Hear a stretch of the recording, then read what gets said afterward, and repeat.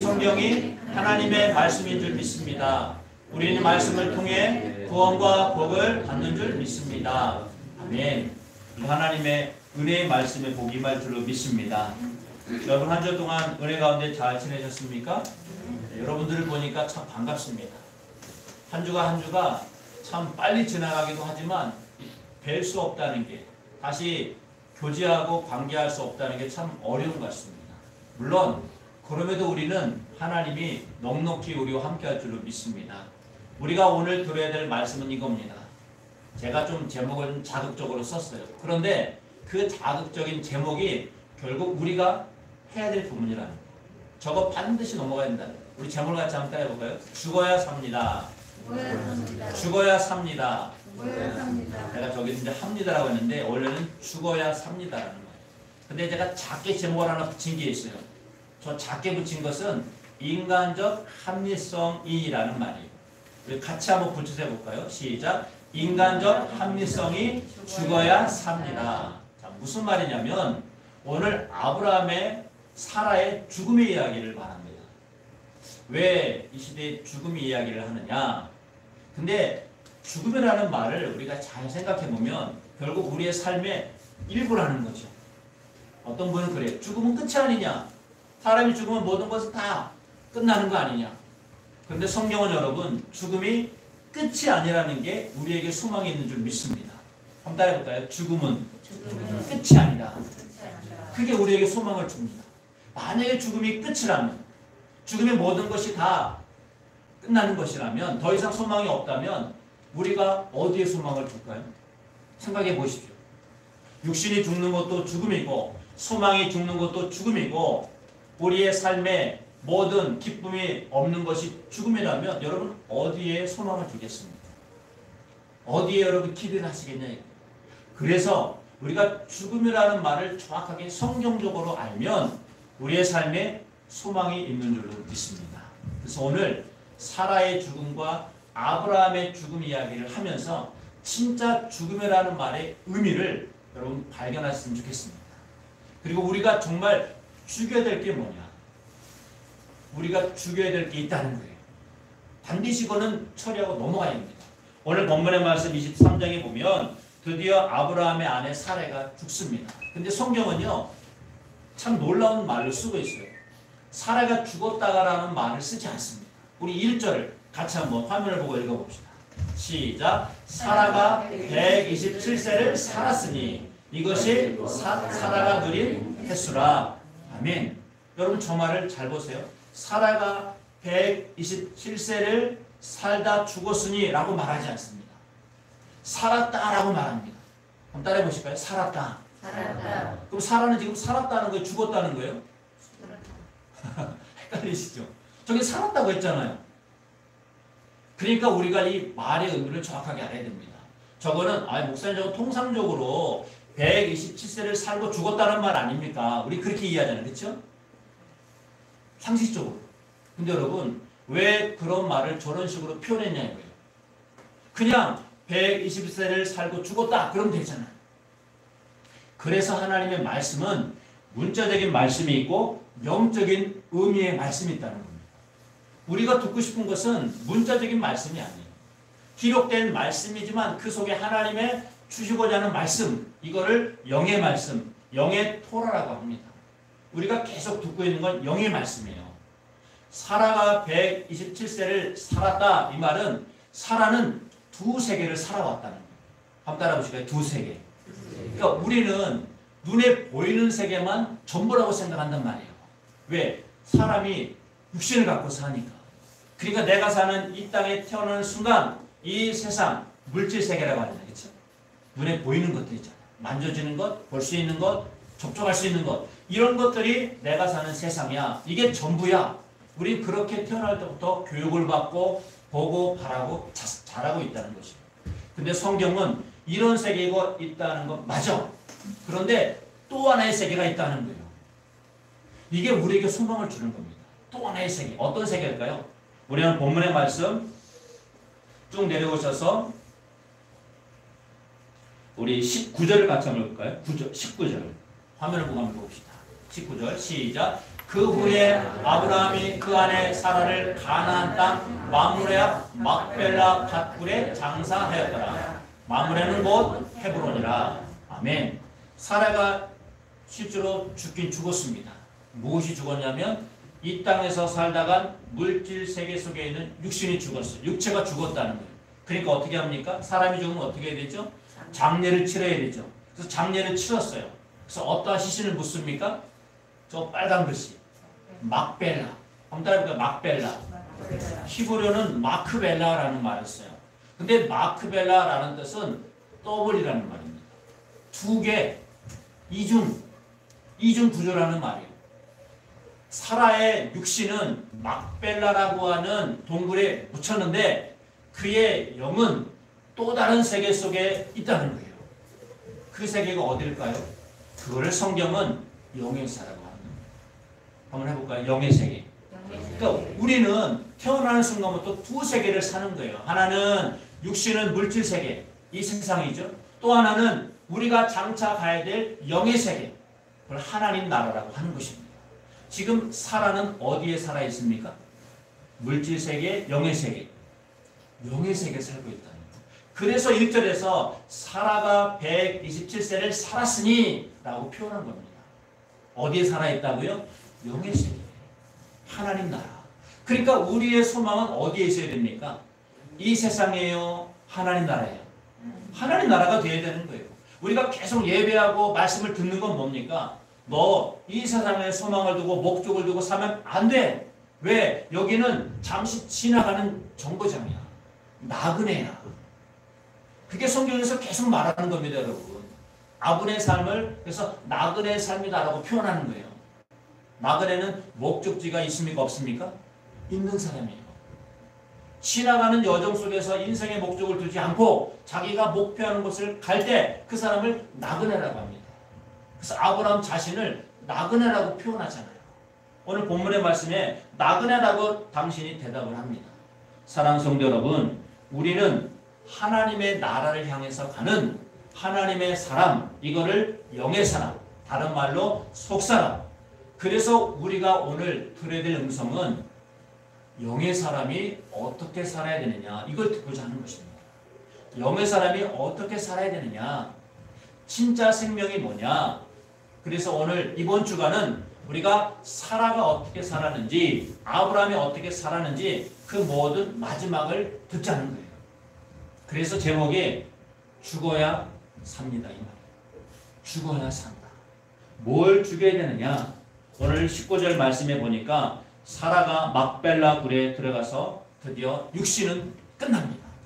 그런데 그 막벨라 굴은 또 다른 세계의 단어의 뜻이 있어요. 어디의 세계? 영의 세계. 막벨라 굴에 들어갔다는 말은 육신은 이 땅에서 끝났지만 그의 영은 하나님 나라로 또 다른 세계로 들어가서 살고 있다, 이 말씀. 그 사라의 삶을 우리가 따라가야 되는 줄로 믿습니다. 사라가 몇 살을 살았다고요?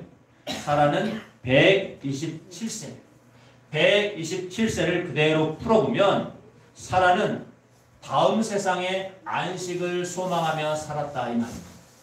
다음 세상, 영의 세상, 하나님 나라를 소망하며 살았다. 이게 바로 127세. 육신의 나이는 127세지만 영의 나이는 지금도 하나님 나라에서 살고 있다, 이 말씀입니다. 여러분, 이 사라의 삶이 우리의 삶이 되게 하여야 될 줄로 믿습니다. 그래서 사람이 이 사라의 죽음을 통해서, 육신의 죽음이죠, 우리가 바라봐야 할 건 뭐냐? 영의 세계를 소망하라는 거예요. 하나님 나라를 소망하라는 거예요. 그리고 아브라함도 결국 세상을 오늘 25장에서 떠납니다. 우리 쭉 내려와서 우리 7절을 같이 한번 읽어봅시다. 화면을 보고 한번 읽어봅시다.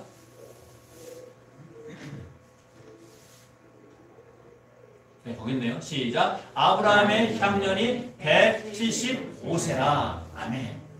몇 살에 아브라함이 육신이 죽습니까? 175세. 사라는요? 127세. 그럼 제가 한번 퀴즈를 한번 내볼게요. 아브라함이 사라가 127살 때 몇 살이었을까요? 사라가 죽었을 때 아브라함은 몇 살이었을까요? 사라가 죽었을 때 아브라함은 사라보다 10살이 많은 사람입니다. 그럼 몇 살일까요? 137세가 됩니다. 쉽게 계산이 되죠. 그럼 137세부터 175세까지 몇 년을 남은 인생을 살아갑니까? 수학이 빠른 사람 계산해 보세요. 175 빼기 137은 몇입니까? 38년을 살아가요. 여러분 오늘 들어야 될 말씀이 38년입니다. 여러분 38년을 잘 생각해 보세요. 성경에 38년 숫자가 또 나오는데 어디 있습니까? 이스라엘이 광야 생활을 몇 년 하죠? 정확하게 40년이에요? 38년이에요? 38년을 생활해요. 왜? 시내산에서 2년을 보내거든요. 38년 동안 뺑글뺑글 돌아요. 왜 돌리는지 아십니까? 오늘 아브라함 이야기에 나와 있어요. 그리고 신약에 오면 예수님이 요한복음 5장에 가보시면 베데스다 목가에서 몇 년 된 병자를 치료하는 내용이 나옵니다. 38년 된 병자를 치료하는 내용이 나옵니다. 여러분 이 세 개가 다 연결되는 겁니다. 구약은 신약 성경의 원본이에요. 신약은 구약 성경의 해설판입니다. 그래서 예수님이 38년 된 병자 이야기를 하면서 아브라함이 왜 사라가 죽은 후에 38년을 더 살았냐 이 얘기를 하려고 하는 거예요. 여러분 이게 참 놀랍지 않습니까? 아브라함이 놀랍게도요. 사라가 죽은 다음에 후처를 맞이합니다. 또 장가들어요. 우리 그 앞에 마태복음 창세기 25장 1절 화면을 보고 한번 볼까요? 앞으로 한번 좀 가보실까요? 앞으로. 거기 있죠? 그 앞에 있네요. 시작. 아브라함이 후처를 맞이하였으니 그의 이름은 크두라라. 아멘. 여러분 저 때 아브라함 나이가 몇 살이었다고요? 137세입니다 여러분. 사라가 죽은 다음에 후처를 맞이한 거예요. 그거 생각해 보세요. 아브라함 왜 외로웠을까요? 혼자 사니까 외롭고 심심하고 몸이 아플 때 옆에 사람이 있어야 되니까 후처를 맞이했을까요? 그리고 아들을 몇 낳는 줄 아십니까? 그 아래를 보면 6명의 아들을 낳아요. 그리고 아들을 다 낳은 다음에 6절에 가보시면 동방으로 다 보내요. 우리 6절도 같이 한번 읽어봅시다. 시작.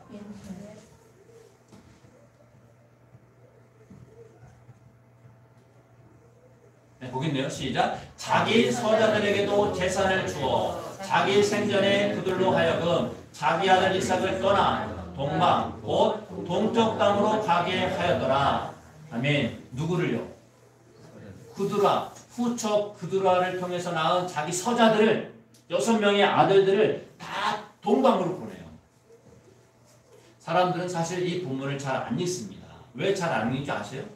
아니 후처를 얻었으니까 또 사람 이야기, 자녀 이름 이야기, 자손 이야기 나오지 쭉 나와요. 그러니까 사람들이 별로 관심을 안 돼요. 근데 여러분 여기 굉장히 중요한 하나님의 말씀이 숨어 있습니다. 아브라함이 그두라를 맞이한 다음부터 몇 년을 산다고요? 38년을 살아요. 왜 하나님 바로 안 들으셔가고 38년을 또 살게 하실까요? 이게 숙제입니다. 지금 그두라라는 말은 소망이라는 말이에요. 소망. 아브라함이 사라를 보내고 나서 38년 동안 뭘 하느냐? 소망의 삶을 살아야 된다는 거예요. 어디를 소망하라고요? 이 세상 하나님의 나라, 하나님의 나라를 소망하라는 거예요. 그래서 그두라를 맞이했다는 것은, 후처를 맞이했다는 것은, 영적인 말은 하나님이 아브라함에게 소망을 주는 시간을 38년을 가지라는 거예요. 아브라함이 이제 사라처럼 영의 세계로, 하나님의 세계로 가야 되는데 아브라함이 준비가 안 돼 있는 거예요. 뭘 해결하려고? 한번 따라해 볼까요? 인간적 합리성. 오늘 좀 그 얘기를 하려고 합니다. 우리는 기본적으로 예수님 믿고 난 다음에는요, 예수님을 따라가려고 하는 믿음을 갖습니다. 그 믿음을 방해하는 게 뭐냐? 믿음을 항상 힘들게 하는 장애물이 뭐냐? 그걸 인간적 합리성이라고 해요. 인간의 합리성이 뭐냐? 우리 마태복음 13장 55절 그 앞쪽에 있습니다. 한번 읽어볼까요? 13장 55절 거기 있네요. 시작. 이는 그 목수의 아들이 아니냐? 그 어머니는 마리아, 그 형제들은 야고보, 요셉, 시몬, 유다라 하지 않느냐? 그 너희들은 다 우리와 함께 있지 아니하냐? 그런즉 예수님이 고향에 갔을 때 기적과 능력을 행하려고 하니까 사람들이 거부하는 거예요. 예수를 어릴 때부터 알던 동네 사람들이 와서 저런 얘기하는 거예요. 야, 저 사람은 목수의 아들이 아니냐? 요셉의 아들 예수가 아니냐? 지금 그 형제들이, 여러분 예수님의 형제가 있는 거 아십니까? 예수님은 독생자이지만 동생들이 있어요. 이름이 저기 나오잖아요. 뭐라고요? 야고보, 요셉, 시몬, 유다. 카톨릭은 저거를 인정하지 않습니다. 근데 성경에 나오잖아요. 예수님의 동생들이에요. 누나도 있어요. 근데 어릴 때 같이 목수로 생활했던 예수님이 고향에 돌아오자 동네 사람들이 뭐라고 말하는 거예요? 누이들도 형제들도 예수의 동생들도 다 우리 함께 있지 않느냐? 근데 어떻게 저 예수라는 저 사람이 갑자기 나타나서 이런 기적과 능력을 행하느냐? 예수님을 받아들여요? 안 받아들여요? 안 받아들이는 거예요. 왜 안 받아들입니까? 자기들이 어릴 때부터 예수를 뭐 했다는 거예요? 봤다는 거예요. 들었다는 거예요. 눈으로 보고 귀로 들어보니까 예수라는 사람은 저런 걸 행할 수 있는 사람이 아니야. 행해서는 안 돼. 이렇게 생각하는 것 한번 따라해볼까요? 인간적 합리성. 이거 인간적 합리성이라고 하는 겁니다. 우리가 믿음 생활할 때 반드시 넘어가야 될 게 바로 이거예요. 신앙생활하면 예수님을 믿고 나면 그 다음부터 우리는 하나님의 말씀을 듣고 우리의 영이 살아납니다. 그래서 말씀을 의지하고 예수 믿고 열심히 살려고 믿음 생활을 하다가 어느 순간에 우리가 성령 체험할 때가 있어요. 알파 코스를 통해서 주님과 만나기도 하고 인카운터 가서 기적과 은사와 능력을 체험하기도 합니다. 그런 걸 보면서 야, 진짜 하나님이 살아계시는구나. 저도 여러분 기도응답을 많이 받은 사람 중에 하나예요. 여러분들도 기도했을 때 응답받은 적이 한 번이라도 있었죠? 그때 어떤 마음이 들어요? 야, 신비하다. 놀랍다. 하나님이 고치셨다. 치유하셨다. 이렇게 전부 뭡니까? 이거 믿음이라고 해요. 그런데 어느 순간 우리의 믿음의 발목을 붙잡는 게 있어요. 뭔지 아십니까? 그런데 다 좋은데 주님, 제가 뭘 더하기 원하십니까? 이제는 네가 진짜 믿음을 갖기 원한다. 그게 뭔데요? 아들 이삭을 바쳐라. 우리 22장에서 작년에 제가 말씀했어요. 아브라함이 가장 넘기 힘들었던 마지막 관문이 뭐였죠? 아들 이삭이에요.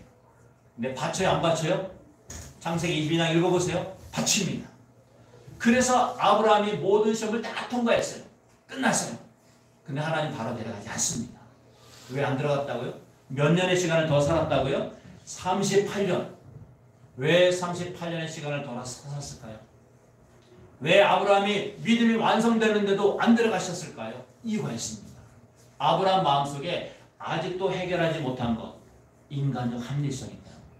그게 뭐예요? 아브라함이 살아보니까 주님, 제게 더 뭘 원하십니까? 제가 뭘 더하기 원합니까? 이 말하면 되는 거 아닙니까? 아들까지 이삭까지 다 줬잖아요. 근데 뭘 더 원하십니까? 우리의 마음속에 이런 마음이 있다는 거예요. 내 생각과 경험과 지식으로 살아와다 보니까 주님, 이 정도 했으면 됐지 뭘 더 원하십니까? 뭘 더 하기를 바라십니까? 이거를 인간적 합리성이라고 하는 겁니다. 주님이 이거를 마지막으로 뛰어넘어야 된다.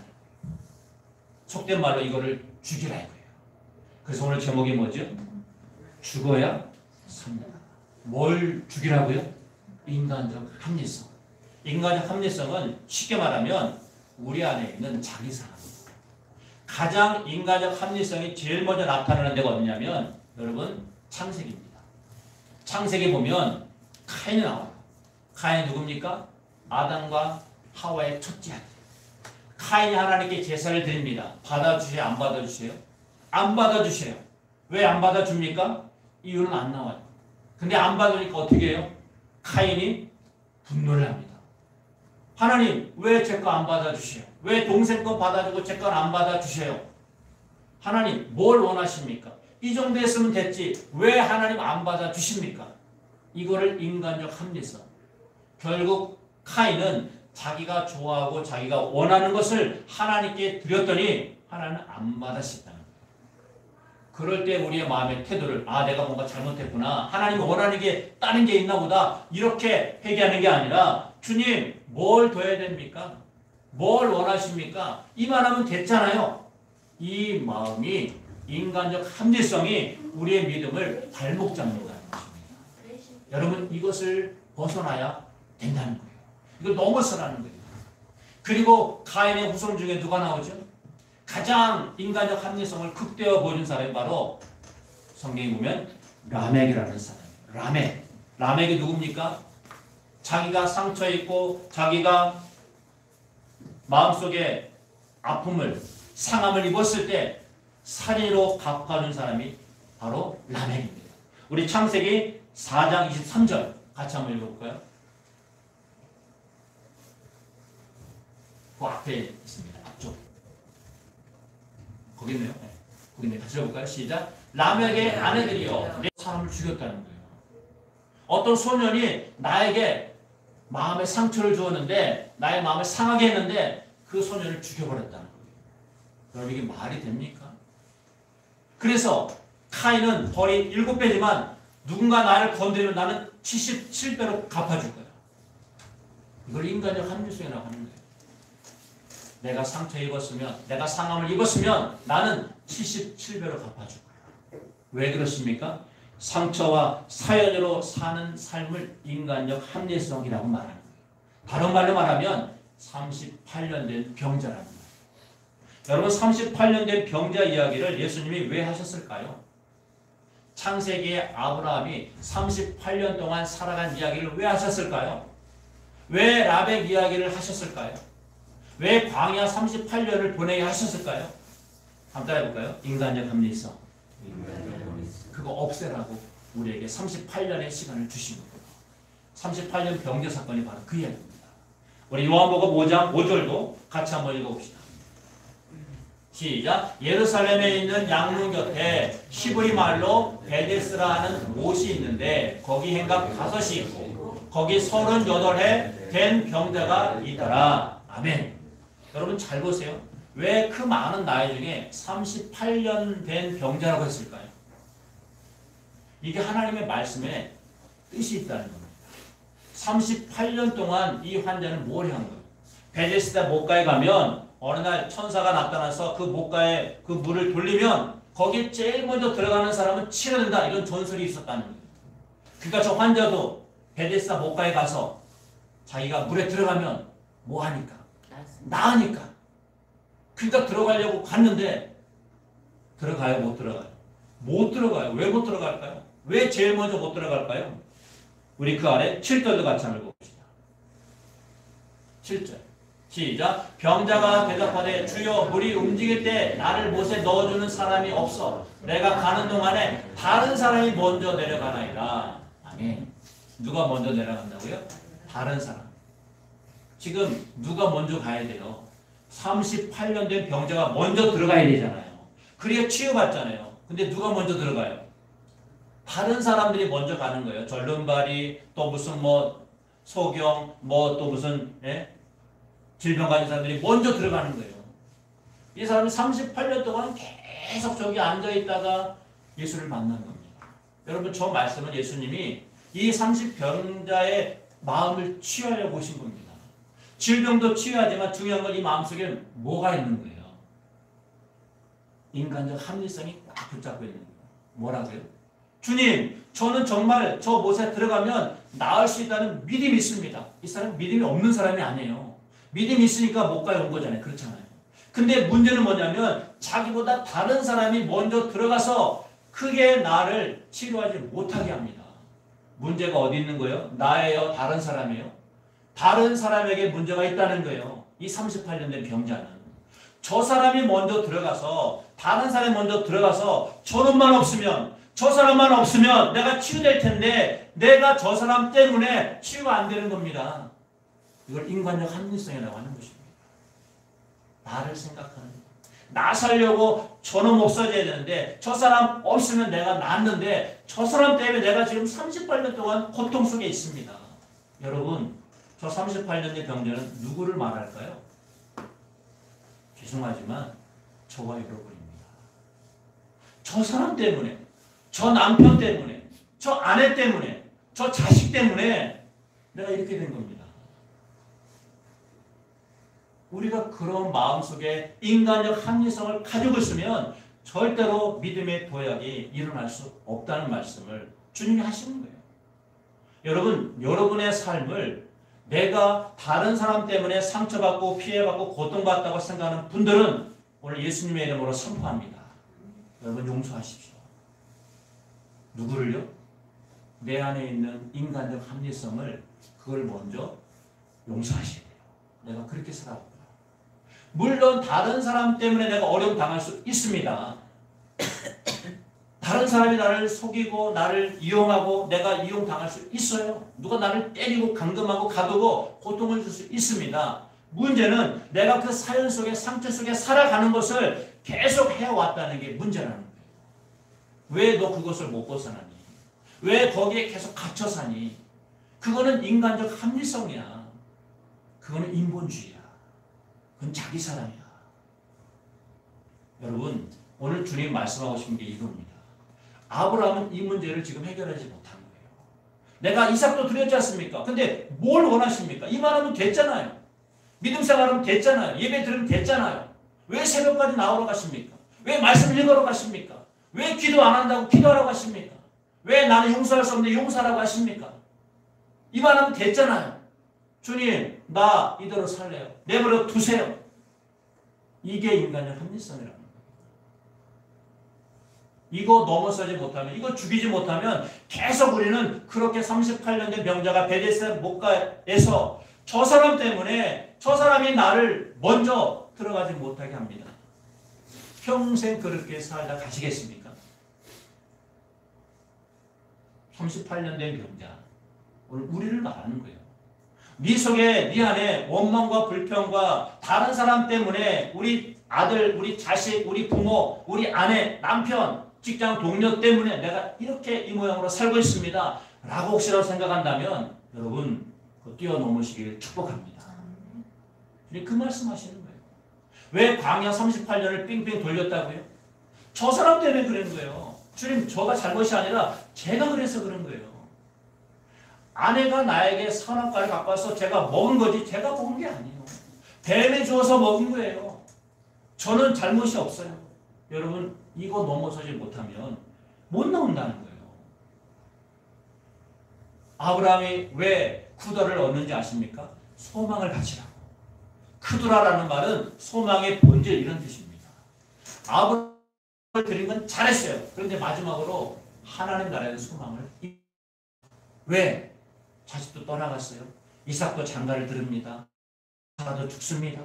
뭐가 남았어요? 나는 이제 끝이구나.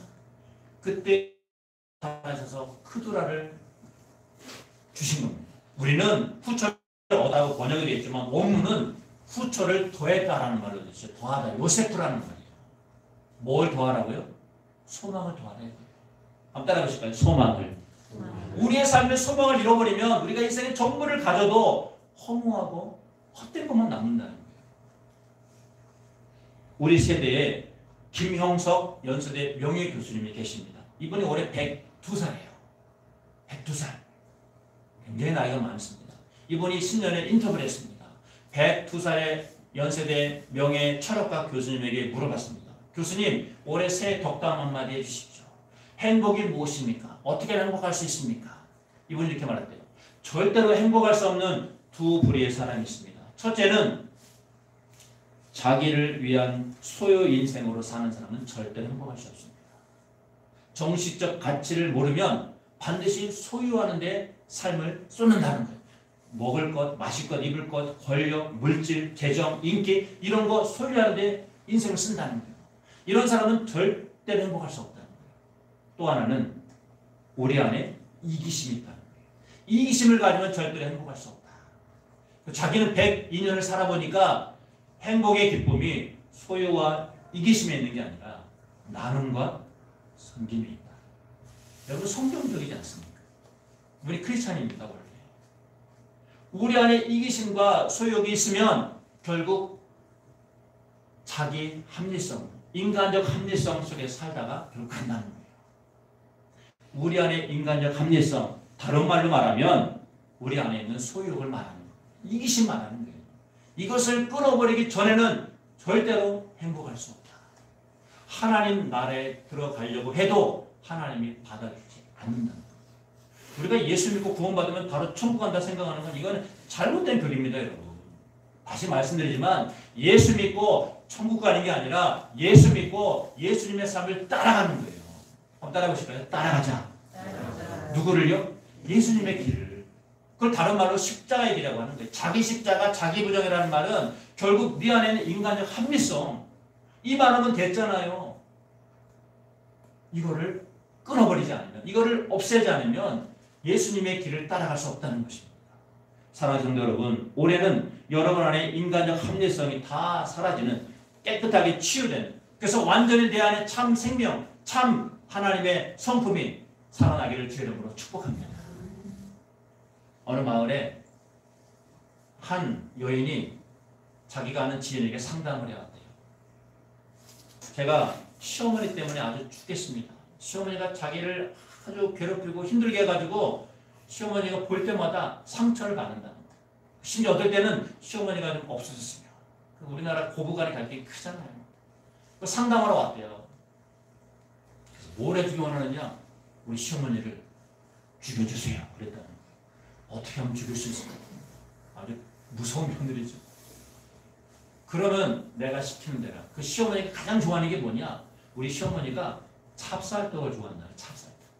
그러면 그 시어머니를 100일 동안 정성껏 찹쌀떡을 잘 만들어가지고 시어머니를 하루도 빠지지 않고 아침, 점심, 저녁으로 먹여라. 그럼 100일 뒤에 시어머니가 갑자기 죽을 것이다. 그때 며느리가 신나게 찹쌀떡을 만드는 거예요. 아침, 점심, 저녁으로. 며칠 동안? 100일 동안. 시어머니가 미쳤나? 갑자기 왜 먹을 걸 가져와? 매일 좋아하는 걸 가져오니까 시어머니가 의심이 드는데 하루, 이틀, 한 달, 두 달 하니까 달라지는 거예요.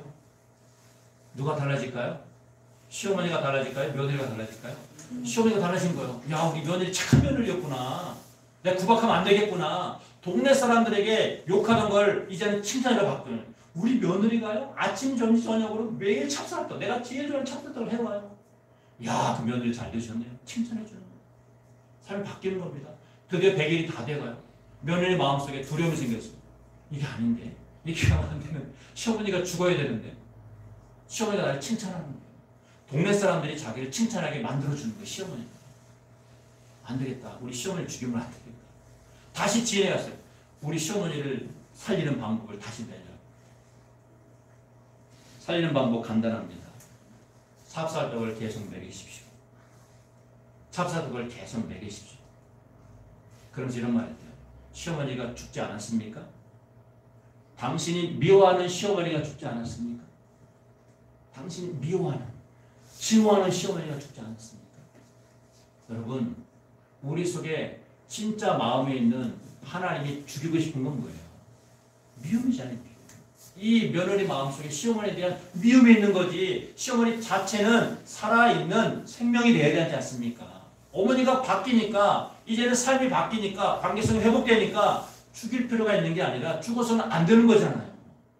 미움이 사라지고 나니까 관계성이 회복되는 거 아닙니까? 그래서 옛날에 속담에 그런 속담 있잖아요. 미운 자식 떡 하나 더 준다. 이게 여기서 하는 거예요, 여러분. 미우면 그 미움을 없애라는 거지 사랑을 없애라는 말이 아니에요. 내 안에 증오가 있으면, 인간적 합리성이 있으면 이 말하면 됐잖아요. 그것을 없애는 게 하나님의 관계성을 회복하는 거예요. 사랑하는 성도 여러분, 이러한 믿음의 삶, 내 속에 있는 아주 즐기고 즐긴 그 인간적 합리성, 그것을 할례하시길 축복합니다. 잘라버리시오. 그래서 아브라함이 17장에서 할례한 거예요. 할례를 했는데도 남아있는, 고집 피우는, 아직까지 끝까지 자기의 마음속에 붙잡고 있는 거, 여러분 그게 뭡니까? 사람마다 다 다를 수 있어요. 근데 여러분 그거 잘라내셔야 돼요. 없애셔야 돼요. 그래야 진짜 믿음의 단계로 도약하는 겁니다. 우리는 영의 세계를 살아가는 믿음의 사람들이에요. 다시 말씀드립니다. 이 세상은 물질 세계와 영의 세계가 있습니다. 땅은 물질 세계이고 하늘은 영의 세계예요. 하나님은 하늘의 삶을 살라고 하십니다. 영의 세계를 살라고 하시는 거예요. 그러려면 여러분 내 안에 있는 모든 인간적 합리성, 인본주의, 자기의, 이기심, 자기사랑 이거 끊어버리시기를, 없애버리시기를 주의 이름으로 축복합니다. 오늘 말씀이 그거예요. 죽어야 삽니다. 뭘 죽이라고요? 인간적 합리성. 한번 따라해볼까요? 인간적 합리성. 그거 깨뜨리면 비로소 여러분 진짜 삶을 사는 거예요. 이것을 사라의 삶이다라고 말하는 겁니다. 이번 주간을 하예의 사라라고 합니다. 하예이라는 말은 생명이라는 말이고요. 사라라는 말은 사람의 이름이기도 하지만 또 다른 뜻은요. 통치자라는 뜻이에요. 통치자의 생명은 결국 우리 안에 있는 하나님이 주신 생명, 우리 안에 속사람, 이게 사라입니다. 그래서 사라를 지금으로 말하면 교회라고 부르는 거예요. 교회는 어떤 곳입니까? 교회는 내 안에 있는 모든 인간적 합리성, 내 안에 있는 모든 이기심, 내 안에 자기 사랑, 자기 의를 못 박아서 그리스도 예수가 다시 살아나도록 하는 것을 사라, 교회라고 하는 겁니다.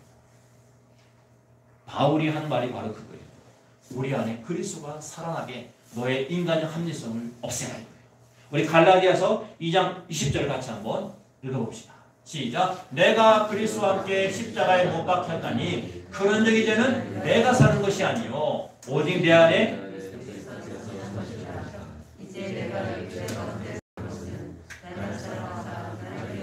자기 몸을 버리신 하나님의 아들을 믿는 믿음 안에서 사는 것이라. 아멘. 저거 누구에게 준 말씀이죠? 바울이 갈라디아 교회에게 주는 말씀이에요. 따라해볼까요? 교회. 오늘날 교회를 구약은 사라라고 표현하는 거예요. 사라. 교회는 뭐 하는 거냐? 사라는 통치자라는 말이야 뜻이 있습니다. 사라는 통치자는 생명을 통치하는 사람이에요. 생명을 통치하는 사람들이 모인 곳이 교회입니다. 여러분 안에 진짜 생명을 다스리라고 통치하라고 보내주신 것이 교회예요. 교회에서 뭘 해야 되느냐? 말씀을 들었으면 이제 내 안에 하나님의 말씀이 들어왔으니까 주님 내가 진짜 생명을 살게 도와주십시오. 진짜 생명이 뭐라고요? 육신의 삶이 아니에요. 여러분 그건 반드시 이 땅에서 묻고 가야 됩니다. 땅에 묻어야 돼요. 진짜 우리가 가야 될 곳은 영의 세계는 하나님 나라는 다시 한번 따라합니다. 속사람이 가는 거예요. 여러분의 삶의 본질적인 생명은 속에 있는 겁니다. 속에. 제가 올해 53년을 살게 돼요. 53살입니다. 제가 가끔 사진을 보면 나도 늙는구나. 아 나이가 들어가는구나. 흰머리도 나고 피부도 예전보다 약해지고 체력도 떨어지고 뱃살도 나오고 여러분 이게 전부 어디에 대한 표현이죠? 무엇에 대한 표현이죠? 육신. 성경은 육신은 썩는다라고 말합니다. 한번 따라보실까요? 후패한다. 썩는다 이 말이에요. 근데 영은요? 속사람은요? 날로 새로워진다는 거예요. 어디가 진짜 생명입니까? 육신이에요? 속에 있는 속사람이에요. 하나님이 주려고 하는 생명은 뭐예요? 속사람. 그러니까 우리 안에 자기 합리성, 인간적 합리성을 끊어버리지 않으면 주님 이만하면 됐잖아요. 이거 하면 됐잖아요. 뭘 더 요구하십니까? 나는 이거면 돼요. 내버려 두세요. 나 건들지 마세요. 이것을 끊어버리지 않으면 믿음의 세계로 속사람의 삶을 살 수 없다는 것입니다. 사라가 127세를 살았습니다. 지금도 살아있어요. 하나님 나라에서, 영의 세계에서. 너도 그렇게 살아야 되지 않겠니? 교회는 하나님의 생명을 통치하고 다스리면서 이것을 사람들에게 나눠주며 살아야 되지 않겠니? 이것이 오늘 주시는 말씀이에요. 신앙이란 우리 속에 있는 인간적 합리성, 쉽게 말하면 자아입니다. 자아. 내 자아를 죽이고 속사람이 영의 세계로 내려가는 거예요. 영의 세계로 하나님께 가는 거예요. 이걸 부활신앙이라고도 하고 이것을 예수님은 생명이라고 말씀하십니다. 우리 요한복음 11장 25절 26절 같이 해봅시다. 시작. 예수께서 이르시되 나는 부활이요 생명이니 나를 믿는 자는 죽어도 살겠고 무릇 살아서 나를 믿는 자는 영원히 죽지 아니하리니 이것을 네가 믿느냐. 아멘. 제가 물어보겠습니다. 여러분 저 예수님 말씀 믿습니까? 그럼 여러분 부활과 생명으로 살아가야 된다는 거예요. 부활이 뭐죠? 인간의 합리성을 죽인 사람이 부활한 사람이에요. 하나님 나라 가서 사는 게 부활이 아니라 지금 현재 이곳에서 오늘 제가 말씀을 듣고 인간적 합리성, 내 자기 사랑, 자기 의, 인본주의 이거 하면 됐지 뭘 더 원하십니까? 내버려둬. 이거 다 없애겠습니다. 이거 끊어버리겠습니다. 그러는 순간 그 사람은 부활신앙으로 사는 것입니다. 그거를 생명이라고 하는 거예요. 나는 부활이요 생명이니. 저거 나가 누굽니까? 예수님이잖아요. 예수님이 지금 어디 계십니까? 저와 여러분 안에 계시잖아요. 그럼 여러분 안에 무슨 생명이 있다는 거예요? 부활의 생명. 근데 왜 자꾸 우리는 인간적 합리성에 잡혀가지고 거기에서 헤어나지 못하고 있느냐 이겁니다. 이기심, 원망, 시기, 질투, 안 돼, 할 수 없어, 내버려둬. 여러분 이거 다 십자가에 못 박으시길 축복합니다. 우리가 예수님 따라가는 것은 이거 훈련하는 거예요. 우리 교회 영원한 표어가 뭐라고 그랬죠? 제자 되고 제자 삼는 거예요. 제자 된다는 게 뭐예요? 인간적 합리성 없애는 과정이 제자 되는 겁니다. 여러분. 내가 누구 밑에 들어가서 그 사람의 본을 받고 따라 사는 것도 제자지만 오늘 말씀처럼 내 안에 인간적 합리성 그거 빨리 끊어버리라는 거예요. 38년 걸린다는 거예요. 문자적이 아니라 영적인 의미로 38년 동안 내가 해야 될 게 뭐냐? 이거 인간적 합리성 끊어버리는 훈련을 하시라는 거예요. 제가 여러분들에게 죄송하지만 숙제를 하나씩 내드리겠습니다. 지금부터 여러분 한 달 동안 숙제를 하시는 거예요. 첫 번째는 부부가 있는 분들에게는 부부가 또 안 계신 분도 있으니까 내가 아내의 말을 한 달 동안 그냥 무조건 받아들이십시오. 말도 안 되는 소리도 그냥 받아들이십시오. 알았어? 응 그래. 혹시라도 내가 뭐 하고 있는데 여보 이거 좀 쓰레기 좀 버려주세요. 나 하는 거 안 보여? 바빠 죽겠는데? 이게 아니라 알았어. 여러분 한 달 동안 해보십시오. 왜 그렇게 하느냐? 인간의 합리성을 좀 없애보는 훈련을 하는 거예요. 왜? 내 생각, 내 주장이 있으면 지금 내가 하는 거 바쁜 거 안 보여? 나 중요한 거 안 들려? 우리는 그런 생각 속에서 거절할 수 있고 나중에 할 수 있고 거부할 수 있는데 여러분 그거 한번 한 달만 훈련해 보시죠. 부모는 자녀의 말을 한 달 동안 들어줘 마십시오. 한번 들어보십시오. 무슨 말 하는지 들어보십시오. 정말 안 되는 거 있으면 그래 한번 생각해보자. 이 정도까지 말씀해 보십시오. 안 돼. 할 수 없어. 가서 공부해. 이렇게 하지 마시고 한번 들어보십시오. 자녀의 말. 한 달 동안만. 그리고 자녀들은요. 부모가 뭐라고 말하든 한번 부모의 말을 들어보세요. 너 핸드폰 그만하고 가서 공부해라. 예 알겠습니다. 한 달만 해보세요. 진짜 한 달만. 제가 각자에게 다 미션을 주었어요. 한 달만 이렇게 하면 어떤 일이 발생할까요? 여러분 그 한 달 후에 여러분들의 간정이 있으면 좋겠습니다. 어떤 열매가 맺힐지 모르겠어요. 근데 그렇게 하면요 삶이 달라집니다. 왜? 내가 그동안 나 중심으로 이기심으로 내가 원하는 대로 살아왔구나. 여러분 이거를 발견하게 된다는 거예요. 이게 얼마나 즐기고 즐긴지 아브라함도 이거 해결하지 못해서 38년 동안 하나님 훈련시킨 겁니다. 38년 동안 애굽 광야에서 나왔지만 38년 동안 뺑뺑이 돌린 거예요. 38년 된 병자에게 오셔서 예수님이 38년 동안 기다려주신 거예요. 왜? 다른 사람이 먼저 들어갔으니까 저 사람이 문제예요. 그거 끊으라. 문제는 네 안에 있다. 네가 일어나라. 네 들 것을 두고 일어나라. 가라. 바로 들고 가잖아요. 요한복음 5장 7절 8절 읽어보세요. 바로 들고 가잖아요. 문제는 뭐예요? 다른 사람에게 있는 게 아니라 내 가족에게 있는 게 아니라 내 친구 동료에게 있는 게 아니라 누구에게 있다고요? 내 안에 자기 합리화, 인간적 합리화 있다는 거예요.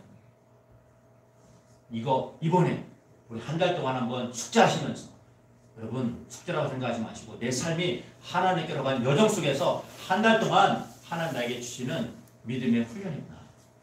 훈련을 생각하시면서 한번 순종해 보시기를 예수님의 이름으로 부탁합니다. 이해가 안 돼도 괜찮아요. 말도 안 되는 소리도 괜찮습니다. 한번 순종해 보세요. 인간적 합리성이 끊어집니다. 없어져요. 그러면 신적 합리성이 남습니다. 드디어 말씀이 남는 거예요. 하나님이 원하는 건 말씀입니다. 우리 표가 뭐죠? 말씀과 동행하는 교회. 저게 인간적 합리성을 끊는 방법이에요. 말씀과 동행하는 신적 합리성. 하나님의 말씀이 나의 모든 지정일, 나의 모든 영혼육을 다스리는 신적 합리성으로 바뀌면 여러분 그게 바로 천국입니다. 이 말씀 기억하시면서 여러분 안에 하나님의 말씀으로 동행하는 하나가 되시기를 제 여러분으로 축복합니다. 우리의 마음속에 결심해봅시다. 물론 결심만 가지고 안 되지만 결심해봅시다. 주님, 내가 이제부터 인간적 합리성을 이제 끊어버리겠습니다. 어떻게든지 그걸